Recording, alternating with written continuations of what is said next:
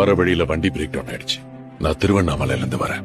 தூரத்துல இருந்து பார்க்கும்போது உங்க கடையில தான் லைட் தெரிஞ்சது. போன் பண்ணி உதவி கேட்கலாம்னு நினைச்சா போன்ல சார்ஜ் இல்ல.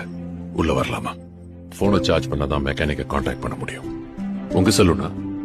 ஆமா சார். இந்த சலூன் கட்டுறதுக்கு முன்னாடி இங்க என்ன இருந்துச்சு தெரியுமா? ஒரு பெரிய அரச மரம், ஆயிரக்கணக்கான கிளிகள் தங்கி இருந்துச்சு. வரும்போதெல்லாம் வண்டியை நிறுத்தி கிளிகளுக்கு தீனி போட்டு தான் போவேன். இப்ப வந்து பார்த்தா எல்லாமே மாறி இருக்கு.